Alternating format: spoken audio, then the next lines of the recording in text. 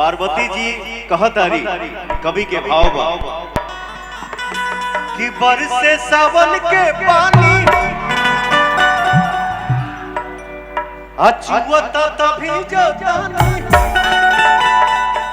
बरसे सावन के पानी अछुअता तभी जतानी, मनई के घर सैया जाइब नई हार छोड़ के, ओ सैया जाइब नई हार छोड़ के, राउर देव घर सैया जाइब नई हार, राउर देव घर सैया जाइब नई हार छोड़ के।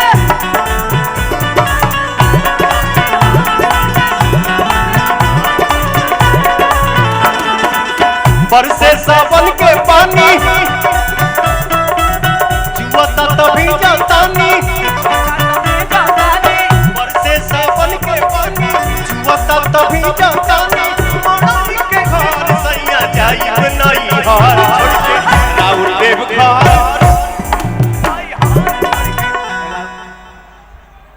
जेकर हमनी के भजन गावत आनी जा, जब वह तांडव कर चुकल बाड़े,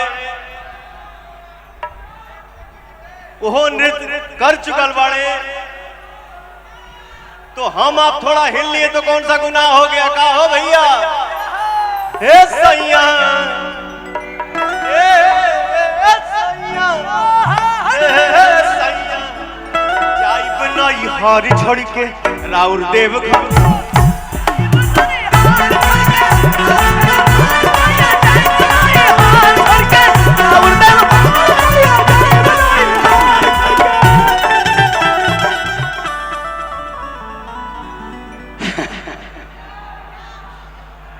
बिना बोलने हमार दुगो बहन खड़ा हो गई। ये भाव है, ये आनंद है, ये भक्ति भाव है। दिल से प्रणाम आप सभी को, आप सभी माता बहन को दिल से प्रणाम। बरसे सावन के पानी चुआता भीजतानी, मड़ई के घर सैया जाइब नई हार छोड़ के, देव घर।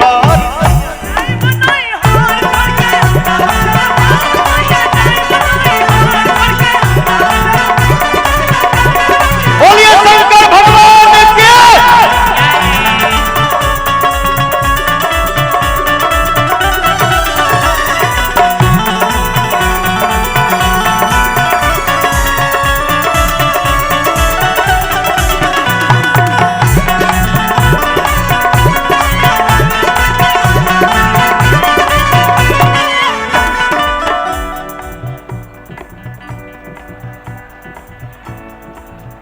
अरे सब तक दिले अपने, अरे सब तक दिले अपने, बनली भिखारी, झूठा के मेला लगौले बानी भारी।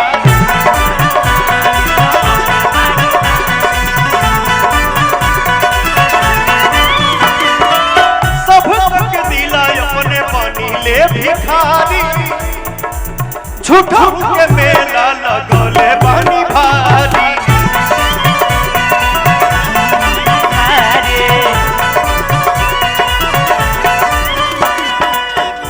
हत्ता धुइया रमावतानी, जिंदगी बितावतानी, धुइया रमावतानी, जिंदगी बितावतानी, अब बैठ के पत्थर सैया जाइब नई हार छोड़ के, राउर देव घर सैया जाइब नई हार छोड़ के, राउर देव घर सैया जाइब नई हार।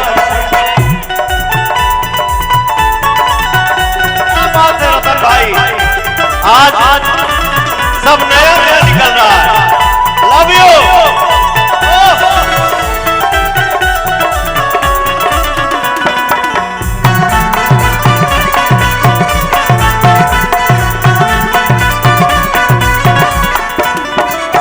सोनो के घर सारा दान कोई दी हनी, अपने तभे से रउआ जोगी के धाई।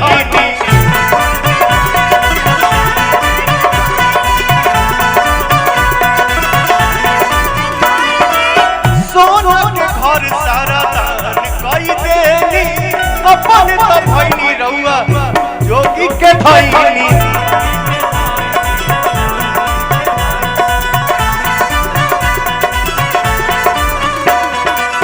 पीहिले भांग गांजा पाइले कौन मजा ए सैया होबे ये जहर सैया जाइब नहीं हार छोड़ के ए राजा जाइब नहीं हार छोड़ के राउर देव घर सैया जाइब नहीं हार छोड़ के राउर देव घर सैया जाइब नहीं हार सैया जाइब नहीं हार राउर देव घर सैया जाइब नहीं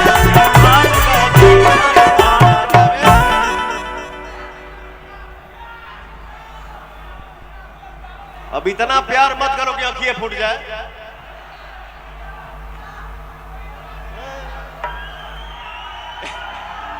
अरे ये पुदीना का मंच नहीं है, हम लोग धाम में खड़े हैं, भक्ति भाव में हैं, हम सब कांवरिया बन के आज यहाँ आए हुए हैं दर्शन करने के लिए। भजन भाव में रहो। ये सैया जाइब नहीं हार देव घर सैया जाइब नहीं हार देव घर सैया जाइब नहीं हार देव घर सैया जाइब नहीं हार देव घर सैया जाइब नहीं हार देव घर सैया जाइब नहीं हार छोड़ी के बोलो बोलो शंकर भगवान की जय।